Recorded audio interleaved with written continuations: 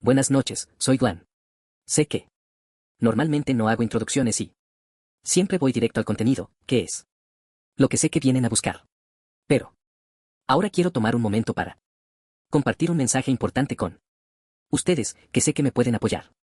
La información de mi canal me dice que el 70% de ustedes que frecuentemente ven a este canal aún no han presionado el botón de suscribirse. Así que quiero pedirte un favor. Suscribirte y darle like ayuda mucho a este canal. Nos permite crecer, mejorar la calidad del contenido y la producción, y hacer del sector del terror un espacio más grande para la comunidad. Así que tú y yo vamos a hacer un pacto. Si ya has escuchado mi contenido antes, te ha gustado y estás disfrutando lo que escuchas en este sector, te agradeceré que presiones el botón de suscribirse. Te devolveré ese gesto asegurándome de que todo lo que hagamos aquí sea cada vez mejor y más oscuro, con episodios mucho más frecuentes por semana. Es un pacto que tú y yo haremos ahora, el cual estoy dispuesto a cumplir. Es un trato. Hace unos años me jubilé y con mi esposa decidimos hacer algo que veníamos planeando desde mucho tiempo atrás. Recorrer rutas de Estados Unidos en un camper. Ya teníamos más de 60 años. Los hijos estaban bien y sentimos que era el momento. Vendimos el auto, cobramos algo de dinero que tenía guardado de la empresa. Y compramos una casa rodante usada pero bien cuidada, de esas que tienen historia encima, pero que todavía funcionan perfectamente. Durante varios años viajamos muchísimo. Dormíamos en gasolineras, en áreas específicas para casas móviles, repartidas por todo el país. Y la verdad es que casi siempre la pasábamos bien. Era la vida que habíamos imaginado. Hasta que pasó algo cerca de Texas que todavía hoy, años después, no logro explicar del todo. Los que viajan en este tipo de vehículos saben que tiene distintos depósitos de agua. Las aguas limpias para uso diario, las aguas grises que vienen del lavabo y la ducha, y las aguas negras, que son básicamente todo lo que sale del inodoro y que no se pueden vaciar en cualquier lado. Hay puntos específicos para eso a lo largo de las rutas, instalaciones habilitadas donde uno conecta una manguera y descarga el depósito de forma controlada. Es un proceso rutinario sin glamour, pero necesario cuando uno vive en la ruta.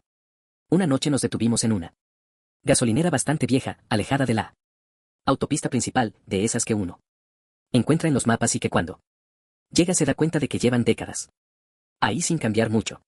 Le pregunté al encargado si tenían zona de descarga y nos indicó que fuera hacia la parte de atrás del predio donde había una instalación. Lo que encontré ahí no era como los sistemas modernos que uno ve en la mayoría de los lugares de acampe. Era una tapa metálica grande al ras del suelo, como la boca de un tanque, enterrado oxidada en los bordes. Una infraestructura que nadie había actualizado en muchos años. Abrí la tapa y el olor salió de golpe. Fuerte e inmediato, como siempre pasa con esos depósitos. Y mi esposa, que estaba asomada desde la puerta, decidió quedarse adentro porque no lo soportaba. Conecté la manguera. Abrí la válvula. Y empecé a esperar que el depósito se vaciara, que es un proceso que toma varios minutos. Y durante el cual no hay mucho que hacer. Más que quedarse ahí parado en la oscuridad. Fue en ese silencio cuando empecé a escuchar las voces. Al principio asumí que venían de la carretera o de algún auto en el estacionamiento. Pero cuando me puse a escuchar con más cuidado, me di cuenta de que estábamos completamente solos en esa parte del predio y de que el sonido venía de abajo, apagado como cuando alguien habla en una habitación debajo de la que uno está. Y las palabras no llegan completas, pero la presencia de las voces sí. Me acerqué a la abertura pensando que tal vez el sonido viajaba por las tuberías desde algún lugar lejano, que había una explicación técnica perfectamente razonable para lo que estaba escuchando. Y cuando estuve más cerca entendí que las voces salían directamente del depósito. No una, varias, hablando al mismo tiempo. De una forma que hacía imposible distinguir palabras individuales. Pero que no dejaba ninguna duda de que eran voces humanas. Hice algo que sé que no debería haber hecho porque en esos espacios suele haber gases peligrosos. Pero en ese momento no lo pensé. Tomé la linterna y alumbré hacia adentro de la abertura. Vi movimiento abajo entre el líquido oscuro, sombras desplazándose de una forma que no correspondía al simple movimiento del líquido al vaciarse. Pensé en ratas o en algún animal que hubiera caído ahí adentro. Me dije que era eso, que tenía que ser. Eso. Y fue en ese momento exacto cuando escuché algo muy cerca de mi cara. Una voz dijo mi nombre. Como un susurro que viene de algo húmedo, de una garganta que tiene agua dentro. Me alejé de golpe y casi me caí hacia atrás sobre el asfalto. Y en ese mismo momento, mi esposa abrió la puerta y me preguntó con quién estaba hablando. Le dije que con nadie. Me miró raro y me dijo que desde adentro había escuchado con claridad varias personas conversando afuera. Terminé de vaciar el tanque lo más rápido que pude y cuando fui a guardar la manguera noté algo que todavía me cuesta describir sin que se me revuelva el estómago. Alrededor del borde metálico de la abertura había marcas como impresiones. En el metal oxidado, con la forma inconfundible de manos, pero con proporciones que no correspondían a ninguna mano humana normal. Demasiado largas, demasiado delgadas. Con los dedos extendidos hacia afuera.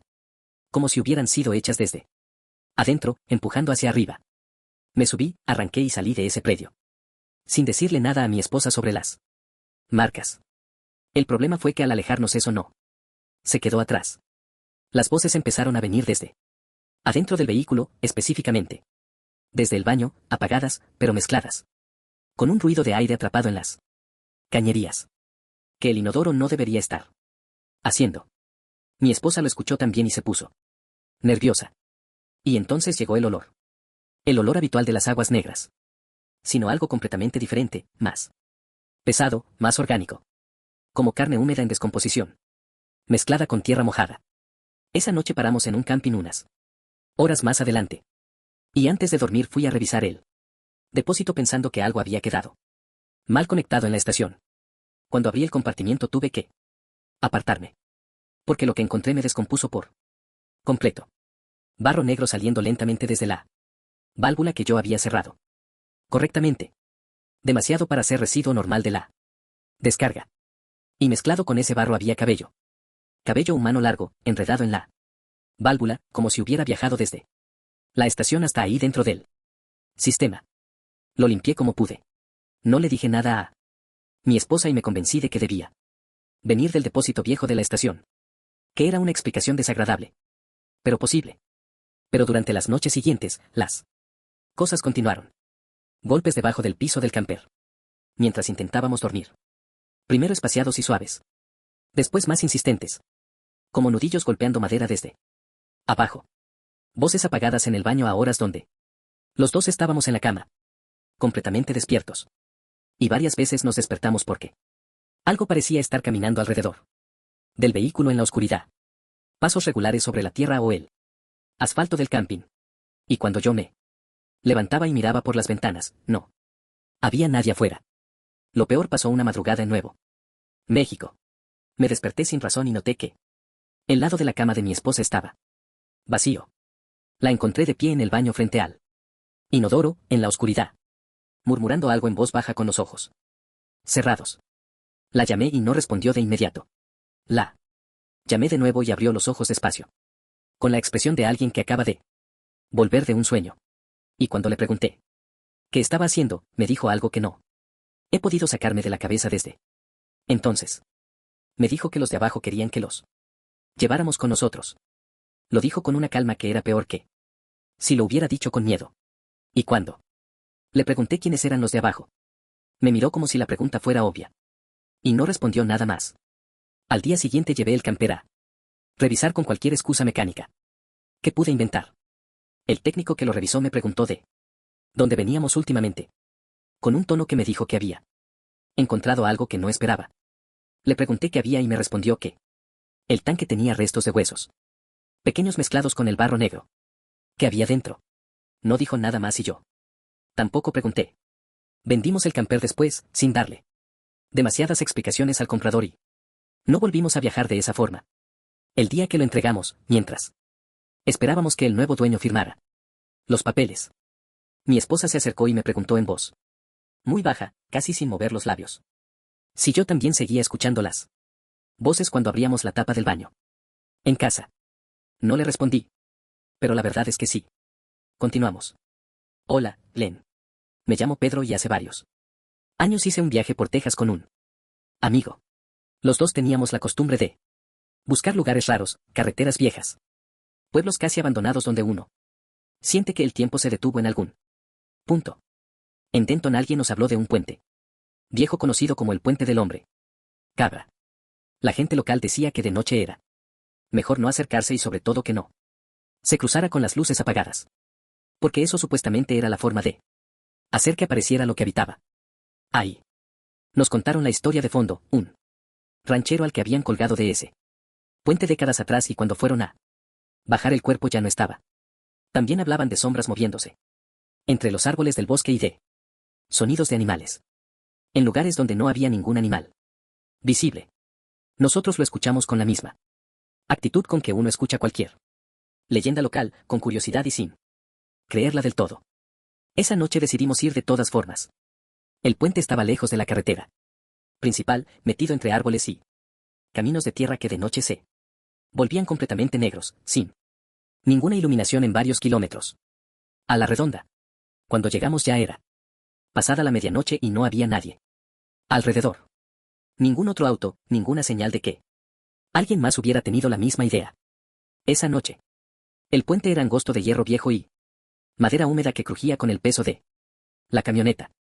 Y abajo corría un arroyo casi seco entre piedras.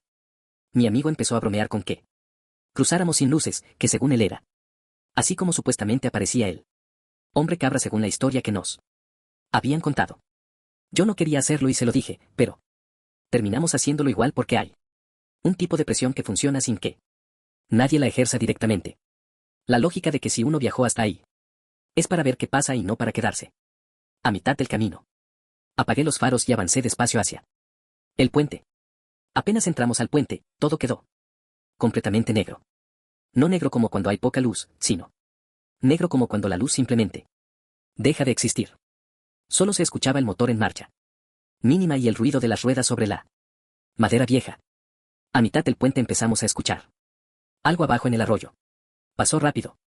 Sobre las piedras. El sonido específico de algo moviéndose entre las rocas a una velocidad que no correspondía a ningún animal pequeño. Y después un sonido que en la superficie parecía el de una cabra. Ese válido, característico, pero mucho más grave. Como de una garganta mucho más grande que la de cualquier cabra. Distorsionado hacia algo que no era del todo animal y no era del todo otra cosa. Mi amigo dejó de hablar. Seguimos avanzando y entonces algo golpeó el costado de la camioneta. Un golpe sólido y mi primer pensamiento fue que habíamos rozado una rama, pero no había viento y el puente no tenía vegetación encima. Otro golpe, después otro más fuerte. Esta vez sobre la caja trasera con un peso que hizo vibrar la carrocería. Encendí las luces largas por reflejo puro, sin pensarlo. Y lo que iluminaron al final del puente me hizo apretar el freno sin querer. Había una figura parada en el camino. Justo donde el puente terminaba y empezaba la tierra. Era alta. Mucho más alta que cualquier persona. Con las piernas dobladas hacia atrás en las articulaciones, como las patas traseras de un animal. Y una cabeza con cuernos largos que sobresalían hacia los costados. Estaba completamente quieta. Mirándonos sin ningún gesto de huir ni de avanzar. Simplemente ahí parada en medio del camino. Como si tuviera todo el tiempo del mundo. Y supiera perfectamente que nosotros no teníamos a dónde ir. Mi amigo empezó a decirme que retrocediera, que lo pusiera en reversa. Y saliéramos por donde habíamos entrado. Y cuando miré el espejo para ver cuánto espacio tenía, vi otra figura entre los árboles detrás de nosotros, más pequeña. Pero claramente ahí, y después otra aún poco más a la derecha. Moviéndose despacio alrededor del puente, como si estuvieran cerrando un perímetro, sin apresurarse, porque no necesitaban apresurarse. Fue entonces cuando escuchamos los pasos. Sobre el techo, lentos, pesados, con el sonido específico de algo con pezuña. Sobre metal, desplazándose de un extremo al otro del techo de la camioneta. Con una calma que era peor que si hubieran corrido. Mi amigo estaba completamente blanco y yo aceleré de golpe hacia adelante porque retroceder ya no era una opción real con lo que había detrás de nosotros. La figura grande sea inmóvil hasta el último segundo posible. Y después se movió hacia un costado a una velocidad que no correspondía a nada de ese tamaño. Un movimiento lateral instantáneo que liberó el camino justo cuando llegamos a su altura. Salimos del puente levantando tierra y piedras y seguimos manejando varios Kilómetros sin decir una sola palabra. Con la adrenalina todavía circulando. Y ninguno de los dos queriendo ser él. Primero en hablar de lo que acababa de pasar. Cuando por fin frenamos en una gasolinera y bajamos de la camioneta. Vimos el techo. Estaba hundido en varias partes. Abolladuras que desde adentro no habíamos podido ver, pero que desde afuera eran completamente evidentes. Del tipo que deja algo pesado caminando sobre metal. Y en la puerta trasera había marcas largas separadas con la misma distancia que separan los dedos de una pezuña partida. Demasiado grandes para cualquier animal que debería existir en ese bosque. El empleado de la gasolinera nos vio revisando la camioneta y nos preguntó de dónde veníamos. Cuando le dijimos el nombre del puente, nos pidió, sin dramatismo y sin sorpresa visible, que no volviéramos ahí de noche. Y después dijo algo que desde entonces no he podido sacudir del todo, que el hombre cabra no siempre aparece para asustar. Que a veces aparece para asegurarse de que nadie se quede demasiado tiempo cerca del bosque, como si su función fuera advertir. Como si hubiera algo más adentro de esos árboles que él mismo estuviera cuidando o protegiendo y que los que llegaban de noche con las luces apagadas estaban mucho más cerca de encontrarlo que de encontrarlo a él. Desde esa noche no volví a apagar las luces en una carretera vacía. No como superstición y como regla que me impuse conscientemente, sino porque esa noche entendí algo que antes solo había escuchado en historias de otras personas. Que hay lugares donde la oscuridad no está vacía. Y que la diferencia entre verlo y no verlo depende exactamente de cuánta luz decides llevar contigo cuando entras. Continuamos. Hola comunidad, soy Francisco y les quiero contar algo muy especial. Cuando vendí el auto y me compré la moto, mi vida cambió de una forma que no esperaba. Entré a un grupo de motociclistas y empecé a viajar seguido por carretera, recorriendo lugares de México que desde un auto nunca hubiera conocido de la misma forma. No éramos un club grande ni nada organizado con reglamentos y colores. Éramos simplemente gente que disfrutaba manejar kilómetros, parar en pueblos perdidos, comer en lugares donde nadie nos conocía y volver con historias que solo tienen sentido si uno las vivió. Éramos bastante unidos para hacer un grupo que se había armado más por casualidad que por cualquier otra cosa. Y entre todos había uno que se distinguía desde lejos antes de que siquiera pudieras verlo. El de la Harley vieja. Era una moto que sonaba diferente a todas, con ese ruido grave y particular. Mucho kilometraje encima. Cuando escuchábamos ese motor sabíamos que era él antes de voltear. Siempre viajaba con su novia de acompañante en todas las salidas, sin excepción. Ella era parte del grupo tanto como cualquiera de nosotros. Pero algo malo sucedió. Un accidente mortal en una ruta cerca de Zacatecas. Íbamos a buen ritmo, pero sin hacer locuras. En una recta larga con viento cruzado que ya nos había estado complicando un rato. Un camión cambió de carril sin vernos y el de la Harley tuvo que volantear de golpe para no irse debajo de las llantas. La moto empezó a tambalearse y él la sostuvo unos segundos, con una habilidad que en cualquier otra circunstancia hubiera alcanzado. Pero cuando tocó la banquina perdió el equilibrio completamente y la moto se fue al piso arrastrándolo. La acompañante salió despedida hacia delante. Los que veníamos atrás vimos todo. Primero el cuerpo golpeó el pavimento, con un sonido que no voy a describir, porque no hace falta. Después siguió arrastrándose varios metros sobre el asfalto y el casco se rompió casi enseguida en los primeros segundos, que es exactamente cuando más lo necesitaba. Cuando dejó de moverse, recuerdo haber visto cómo le había quedado la mandíbula torcida hacia un lado de una forma que el cuerpo humano no debería poder adoptar. Y supe antes de bajarme de la moto que no había nada que hacer. Algunos frenaron para ayudarlo a él, que seguía consciente y desorientado. Otros intentaron cubrirla. La ambulancia tardó mucho más de lo que deberían haber tardado y cuando llegaron, ella ya había fallecido. Después de eso, el grupo quedó diferente, no se disolvió. No hubo una conversación donde alguien dijera que ya no quería seguir saliendo. Simplemente las cosas cambiaron. Seguimos viajando, seguimos parando en los mismos tipos de lugares, pero ya no era igual. Y creo que ninguno de nosotros hubiera sabido explicar diferencia. Hasta que empezamos a escuchar la Harley.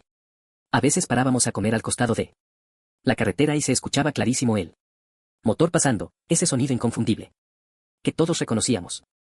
Y todos levantábamos la vista hacia la ruta esperando verlo. Pero no había nadie. La carretera estaba vacía en las dos direcciones y el sonido simplemente se alejaba y desaparecía. Otras veces nos pasaba mientras manejábamos. Escuchábamos el motor acercarse desde atrás. Ese rugido grave ganando presencia. Y nadie se daba vuelta, ninguno de nosotros. Nunca hablamos de eso directamente. Nunca hubo una conversación donde alguien dijera lo que todos estábamos pensando. Pero el comportamiento era unánime.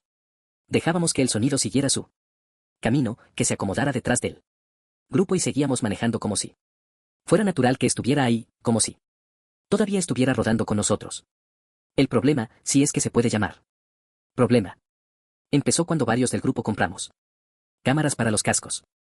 La idea era grabar rutas y paisajes. Tener registro de los viajes, nada más. ¿Qué eso? Hasta que una noche revisando los videos de una salida, vimos algo que ninguno supo cómo procesar. En una toma grabada desde el casco de uno de los muchachos que ese día viajaba solo, se veía claramente una figura en el asiento trasero de su moto. Una mujer abrazada a él desde atrás con las manos apoyadas sobre su cintura. La postura exacta de un pasajero en una moto. Él viajaba solo. Lo sabíamos todos. Porque lo recordábamos perfectamente. Pensamos que era una sombra, un reflejo raro de la luz, algún defecto del sensor de la cámara que con ciertos ángulos generaba formas que no correspondían a nada real. Nos convencimos de eso por un rato. Hasta que empezó a aparecer en otros videos. A veces detrás de uno, a veces detrás de otro, siempre en el asiento trasero. Siempre con la misma postura de pasajero. Siempre mirando hacia adelante y nunca hacia la cámara.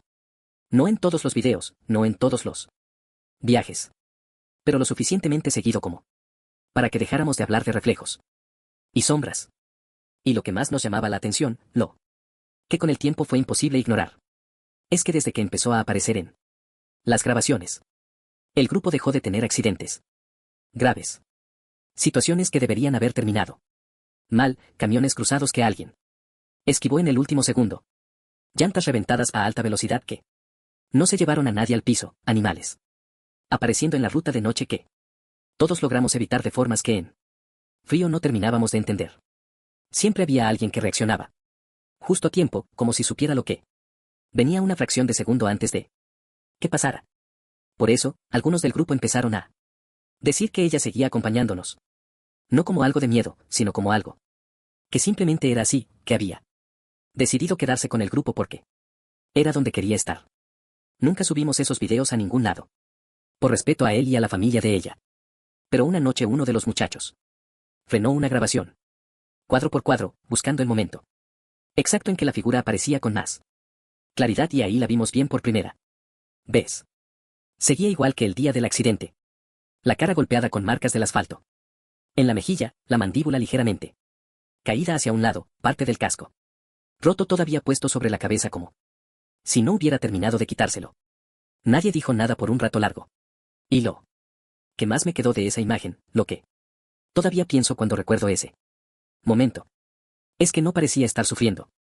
No había en esa expresión nada de dolor. Ni de rabia, ni de ninguna de las cosas que uno esperaría ver. Solo iba abrazada a quien manejaba, mirando hacia la carretera que tenían adelante, como alguien que simplemente quería seguir viajando con el grupo y encontró la manera de hacerlo. Con el tiempo, varios dejaron de salir. Algunos vendieron las motos sin dar demasiadas explicaciones. No los culpo, porque cada quien procesa estas cosas como puede y a su ritmo. Pero algunos todavía seguimos saliendo a carretera. Los que quedamos. Y cada tanto en rutas largas de noche. Volvemos a escucharla a Harley, acomodándose detrás del grupo. Ese motor inconfundible que ninguno de nosotros va a olvidar mientras sigamos vivos. Nunca miramos hacia atrás cuando lo escuchamos. No por miedo, sino porque con el tiempo entendimos que no hace falta. Porque mientras siga viajando con nosotros, el grupo todavía sigue completo. Continuamos. Hola, Lan y comunidad. Soy mujer y por trabajo manejaba mucho de noche entre pequeños pueblos del este de Texas. Era una zona donde uno aprende rápido a convivir con rutas vacías, estaciones abandonadas y caminos rodeados de bosque, que de noche se cierran tanto que los faros apenas alcanzan para ver lo que viene inmediatamente delante. Me había acostumbrado a todo eso, al punto donde ya no me generaba ninguna incomodidad especial manejar sola a cualquier hora por cualquier camino. Una noche decidí tomar el camino Bragg para ahorrar tiempo. Ya antes había escuchado historias sobre las luces de Saratoga. Esa leyenda local que circula entre la gente de la zona y que los turistas buscan con la misma actitud con que uno busca cualquier atracción folclórica. Pensé que eran exactamente eso, cuentos. Para darle color al lugar y no le di mayor importancia. Antes de entrar al camino, paré en una gasolinera pequeña que estaba sobre la entrada. El hombre que atendía me vio preparar para doblar hacia ese camino y me preguntó si iba por ahí. Cuando le dije que sí, me respondió con una calma que en ese momento me pareció exagerada que no me detuviera si veía luces entre los árboles. No explico por qué. Pagué la carga, arranqué y entré al camino, pensando que era el tipo de advertencia que la gente del lugar les da a los forasteros para mantener viva la leyenda. El camino Bragg es angosto y de tierra, sin señal de celular, sin casas visibles, sin ningún otro vehículo. En ninguna dirección. Solo bosque a los dos lados, tan cerrado que de noche los árboles forman una especie de túnel que absorbe toda la luz que no venga de los propios faros del auto. A los pocos minutos de haber entrado, vi una luz roja a lo lejos sobre el camino. Y mi primer pensamiento fue completamente racional. Otro vehículo viniendo de frente o alguien caminando con una linterna. Pero la luz estaba demasiado alta para hacer cualquiera de esas dos cosas. Flotaba a una altura que no correspondía. Ninguna mano sosteniendo nada y se movía. De una forma que ningún vehículo ni ninguna persona se mueve. A veces completamente quieta. Y después apareciendo mucho más cerca. Sin ningún movimiento intermedio, como si la distancia entre dos puntos no aplicara para ella. Seguí manejando sin reducir la velocidad, diciéndome que era un reflejo, que era la forma en que los faros interactuaban con la neblina baja, que a veces se forma en ese tipo de bosque. Entonces la luz desapareció. Y unos segundos después volvió a aparecer al costado del auto, a la altura de mi ventana. Roja e intensa. Con una forma ovalada que no proyectaba ninguna iluminación hacia los árboles ni hacia el suelo, que solo existía como un punto de luz sostenido en la oscuridad. Sin ninguna fuente que la explicara. Empecé a ponerme nerviosa. Y me forcé a mirar el camino adelante. A no seguirle el ritmo con los ojos. A tratarlo como si no estuviera ahí. Pero la luz comenzó a moverse con él. Auto, manteniéndose exactamente a la misma distancia de la ventana, sin importar cuánto acelerara. O redujera la velocidad. Como si estuviera atada a mí por algo que yo no podía ver. Después escuché el golpe. Vino de atrás. Da un vehículo metálico y suave, el sonido que hace algo sólido al chocar contra la carrocería. Revisé el espejo retrovisor y durante un segundo, apenas un segundo antes de que la imagen desapareciera, vi una figura caminando detrás del auto. Parecía un hombre sosteniendo algo brillante con una mano, manteniendo el ritmo del auto sin esfuerzo aparente. Lo raro, lo que procesé en ese instante. Y que tardé un momento en entender por qué me perturbaba tanto era que no podía verle la cabeza.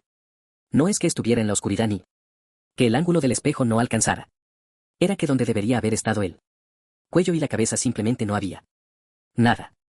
Me convencí de que el cansancio me estaba jugando una mala pasada, que había sido un reflejo raro, que mi cerebro había construido una figura donde no había ninguna. Y seguí manejando. Pero unos kilómetros después, la radio empezó a llenarse de estática. Esa interferencia total que uno asocia con zonas sin señal, pero que en ese camino sonaba diferente. Más densa. Con algo debajo del ruido blanco que tardé un momento en identificar como respiración. Una respiración lenta y regular mezclada con la estática. Y después una voz muy baja que decía que me detuviera. Apagué la radio y aceleré. La luz roja apareció entonces adelante del auto, flotando sobre el centro del camino de tierra y frené de golpe porque el instinto fue que iba a golpear contra algo. Cuando el auto quedó quieto, pude verla bien por primera vez. Y lo que había delante de mí no era una luz suelta en el aire, sino una figura parada en medio de la carretera con la luz en la mano. Vestía ropa vieja gastada, como el uniforme que usaban los trabajadores ferroviarios hace muchas décadas, con una linterna roja en una mano, levantada hacia adelante, y donde debería haber estado la cabeza, sobre el cuello, sobre los hombros de esa figura completamente estática, no Había nada. Solo oscuridad.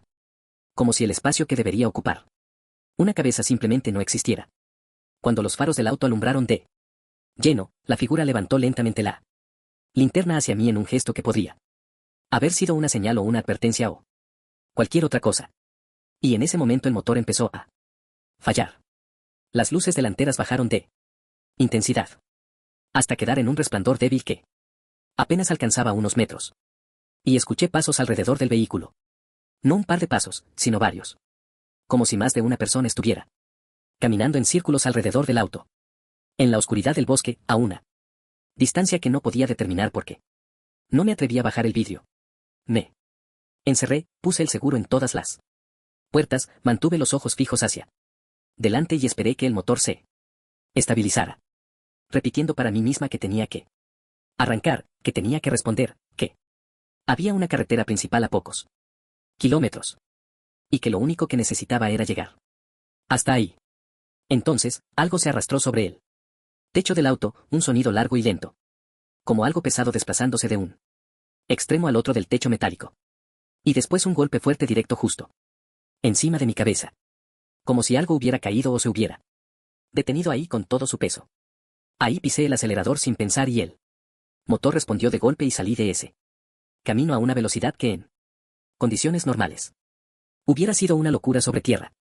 Pero en ese momento era lo único que mi cuerpo sabía hacer. Cuando llegué a la carretera principal, frené en la primera estación que encontré abierta con las manos todavía temblando sobre el volante. El empleado me vio la cara y antes de que yo dijera nada me preguntó si había visto la linterna roja. Le conté lo que había pasado y él escuchó todo sin sorprenderse. Con la actitud de alguien que ha escuchado versiones de esa misma historia muchas veces y que ya no necesita convencerse de que es real. Me dijo que mucha gente veía la luz a lo largo del camino, que era algo conocido en la zona. Pero que muy pocos llegaban a ver al trabajador, a la figura entera con la linterna, y que los que lo veían generalmente salían de ahí mucho más rápido que como habían entrado. Antes de que me fuera, me pidió que revisara el techo del auto. Salí y lo miré con la linterna que me prestó y encontré dos cosas que hasta hoy no tengo forma de explicar con ninguna lógica. Marcas de barro húmedo sobre el metal. Dao tipo y la forma que dejan las suelas de unas botas viejas distribuidas de una forma que indicaba que algo había caminado sobre el techo de un extremo al otro. Y justo en el centro, una mancha circular de color rojo oscuro, perfectamente definida. Como si alguien hubiera apoyado ahí una linterna encendida durante varios segundos. Y el calor o la luz hubiera dejado su huella sobre el metal. No volví a tomar el camino Brack, ni de día ni de noche. Y cada vez que manejo sola por el este de Texas de madrugada y veo una luz roja al costado del camino, no importa cuánto me diga que es un reflector o una baliza o cualquier otra cosa perfectamente normal, el primer pensamiento que me viene es el mismo: no frenar, no mirar hacia los costados y no apagar la radio aunque empiece a sonar diferente. Porque la alternativa es peor. Continuamos. Hace unos años pasé una etapa bastante mala. Problemas familiares, deudas acumuladas, ataques de ansiedad que me agarraban de noche sin aviso y que me dejaban horas despierto mirando el techo sin poder hacer nada. Empecé a manejar de noche para despejarme porque era lo único que encontré que realmente funcionaba. El movimiento, la carretera abierta y la sensación de que aunque todo estuviera parado en mi vida, el auto seguía avanzando. Vivía en Guadalajara y muchas veces agarraba carreteras sin rumbo fijo. Solo manejaba hasta cansarme lo suficiente como para poder volver y dormir. Una madrugada tomé la carretera libre rumbo a Mascota, Jalisco. Es una zona oscura, con barrancos a los lados, mucho bosque cerrado y casi nada de tráfico a esa hora. Apenas algún camión aislado cada tanto. Llevaba más de una hora manejando en ese estado donde la mente se empieza a vaciar y el cuerpo entra en piloto automático. Cuando vi el auto estacionado al costado del camino. Era un sedán rojo, viejo, pero muy limpio para estar parado en un lugar así. A esa hora, las luces interiores estaban encendidas. Y adentro se veían varias mujeres sentadas. Mi primer impulso fue seguir de largo. Porque en esa carretera y a esa hora, uno aprende a no detenerse por nada, que no sea una emergencia evidente. Pero entonces una de ellas bajó del auto Y me hizo señas con la mano para que frenara. Paré más por costumbre que por decisión. Consciente de esa forma en que el cuerpo reacciona. Antes de que uno tenga tiempo de pensar. Si es buena idea. La mujer que había bajado se acercó a mi ventana y me preguntó con una calma completamente normal si podía acercarlas hasta un mirador que estaba más adelante sobre la carretera. Que no estaban lejos según ella. Hablaba tranquilo, de forma educada, sin ninguna señal de angustia ni de nada que me pusiera en alerta. No parecía rara ni agresiva. La única cosa que me llamó la atención, que archivé mentalmente sin darle demasiado peso en ese momento, era que todas estaban vestidas igual, ropa clara. Como de fiesta, pero con un estilo que parecía pasado de moda de una forma difícil de precisar. Acepté. Subieron 4 en los asientos de atrás. Y una adelante conmigo y arranqué. Fue casi inmediato. Apenas empezamos a moverse, sentí un cansancio que no tenía ninguna razón de ser. Uno diferente al del manejo. Prolongado. Más pesado. Como si algo le estuviera sacando energía al cuerpo desde adentro. Y noté el silencio. Ninguna de las 5 hablaba, ninguna hacía ningún comentario sobre la ruta. Ni sobre a dónde iban, ni sobre nada. Solo miraban por las ventanas con una quietud que en 5 personas juntas adentro de un auto resultaba completamente antinatural. Quise prender música para romper eso y la radio devolvió pura estática, sin señal en ninguna frecuencia, y la mujer del asiento del acompañante me pidió en voz baja que la apagara, que el ruido las ponía nerviosas. La apagué. Seguimos avanzando en silencio y entonces llegó el olor, humedad mezclada con perfume viejo. Miré de reojo a la mujer que iba delante y noté manchas oscuras cerca de su mandíbula, en el cuello irregulares. Da el color y la forma que dejan los golpes cuando llevan tiempo. Levanté los ojos hacia el espejo retrovisor para ver a las de atrás y una de ellas tenía la cabeza inclinada hacia un lado, a un ángulo que ningún cuello humano adopta de forma natural. Demasiado. Como si algo dentro no estuviera sosteniendo el peso correctamente. Les pregunté cuánto faltaba para él. Mirador. Una de las de atrás respondió sin mover la cabeza hacia mí. Que ya habíamos pasado hace rato. Miré hacia adelante confundido porque no recordaba haber visto ningún mirador.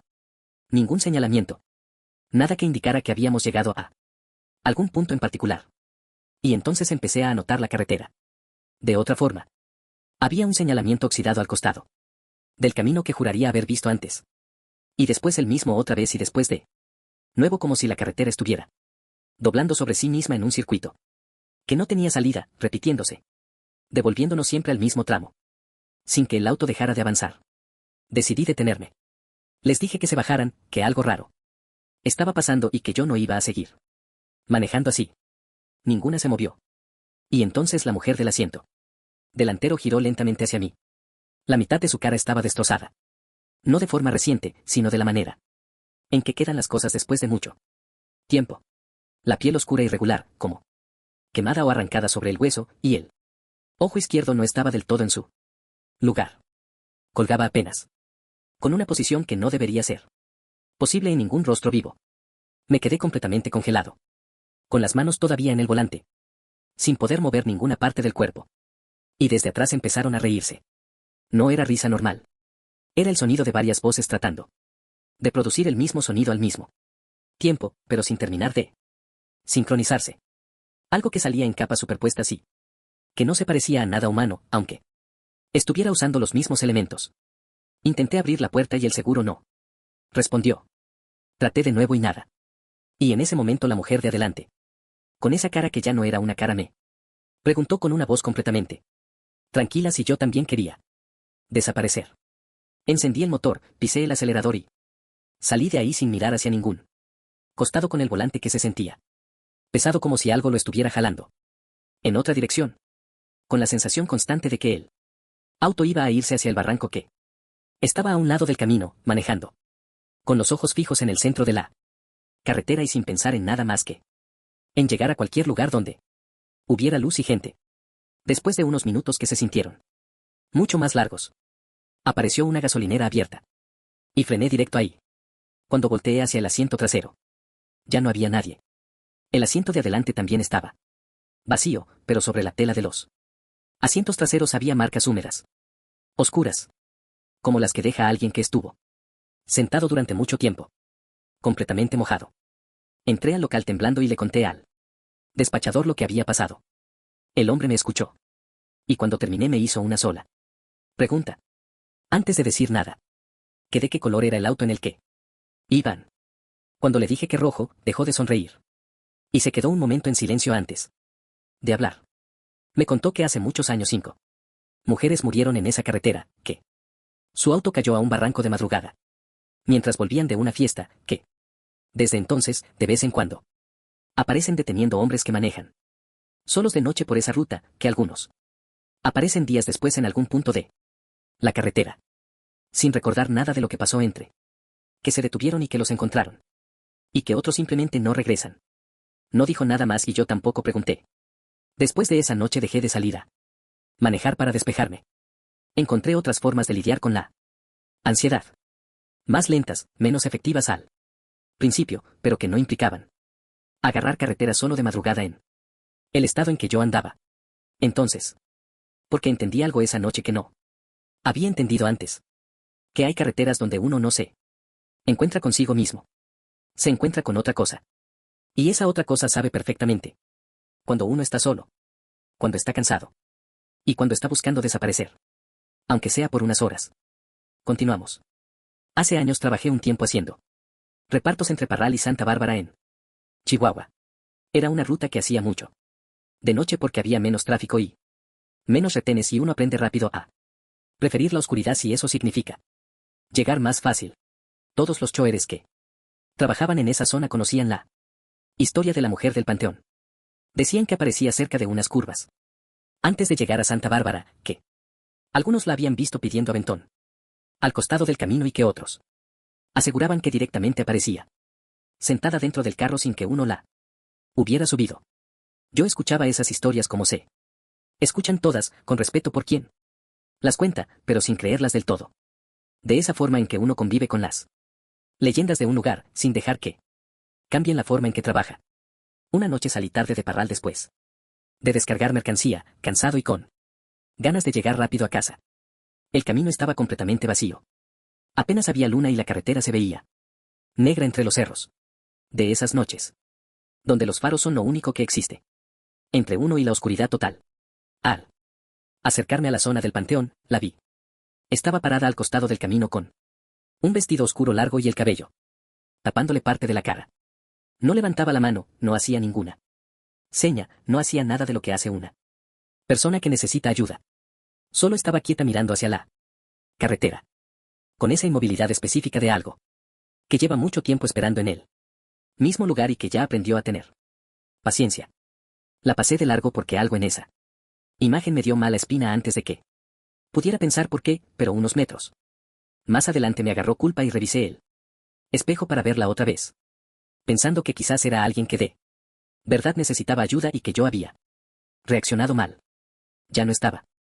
No había caminado hacia el monte, no sé. Había alejado por el camino, simplemente. Ya no estaba donde había estado un segundo antes. Subí el volumen de la radio, me dije que había sido la oscuridad jugándome chistoso. Y seguí manejando. Pero a los pocos minutos empecé a escuchar un ruido atrás de mí, un sonido suave como de tela arrastrándose sobre el asiento.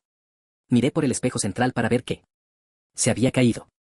La mujer estaba sentada atrás. No sé cómo explicarlo porque no hay forma de que tenga sentido.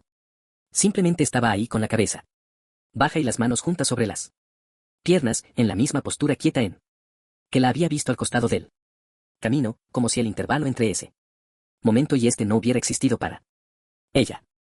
Frené de golpe, bajé del carro y abrí la puerta trasera pensando que alguien había aprovechado la vez que frené antes para meterse sin que me diera cuenta, pero no había nadie adentro y la carretera alrededor seguía completamente vacía en las dos direcciones. Revisé debajo del carro, revisé la cajuela, revisé todo lo que se puede revisar cuando uno busca una explicación que no va a encontrar. Me subí de nuevo con el corazón golpeando fuerte y apenas cerré la puerta escuché una voz atrás de mí. Tranquila, baja, sin ninguna urgencia. Como la voz de alguien que ya sabe que va a obtener lo que pide. Me dijo que la llevara al cementerio.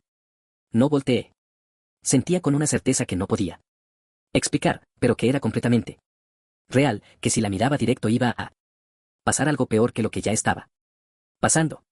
Así que mantuve los ojos fijos en la carretera. Y seguí manejando con las manos sudadas sobre el volante, mientras la temperatura dentro del carro bajaba de una forma que no tenía ninguna relación con la noche afuera, hasta el punto donde podía ver mi propia respiración formándose en el parabrisas, como si estuviera en pleno invierno. En una curva la vi de reojo porque no pude evitarlo. Había levantado lentamente la cabeza y la cara que vi en ese instante era pálida, de una forma que no era la palidez de alguien enfermo, sino la de algo que lleva demasiado tiempo sin calor, sin sangre, sin nada de lo que mantiene vivo a un cuerpo. Los ojos eran completamente negros, sin distinción entre iris y pupila, como dos pozos oscuros en esa cara que no debería estar en mi carro. Me dijo con esa misma calma de antes que casi nadie se detenía ya. Y después me preguntó si yo también iba rumbo al panteón. Ahí el miedo se volvió algo físico, algo que ocupaba espacio en el pecho y que apretaba. Y quise responderle, pero no me salían las palabras. Así que seguí manejando sin decir nada, concentrado en llegar a la entrada del cementerio, contando los kilómetros que faltaban, hasta que finalmente apareció el portón.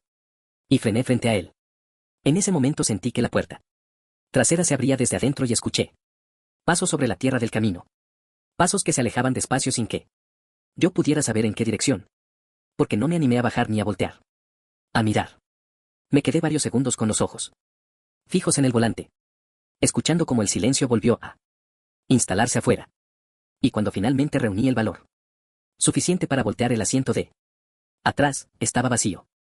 Pero sobre el tapizado había tierra húmeda marcada, distribuida de una forma que no dejaba duda de que alguien había estado sentado ahí durante todo el trayecto. Salí de ahí lo más rápido que pude y no paré hasta llegar a casa. Al día siguiente le conté todo a un compañero de trabajo que llevaba más años que yo en esa ruta, esperando que me dijera que había confundido las sombras o que me había quedado dormido al volante. Pero el hombre me escuchó hasta el final. Y lo único que me preguntó fue si el vestido era oscuro o blanco. Cuando le respondí que oscuro, se quedó callado unos segundos con la expresión de alguien que está procesando algo que le importa más de lo que quiere mostrar. Y después me dijo que había tenido suerte. Que según la gente de allá, la del vestido negro, solo quería que la llevaran, que tenía un destino y que cuando llegaba ahí se bajaba y se iba. Que con esa uno podía salir del encuentro. La de blanco, me dijo, era diferente. Dicen que esa nunca se baja del carro. No le pregunté qué pasaba con los que la habían subido. Por la forma en que lo dijo, entendí que no era una historia que terminara bien y que había cosas que era mejor no saber con demasiado detalle cuando uno tiene que seguir haciendo esa ruta.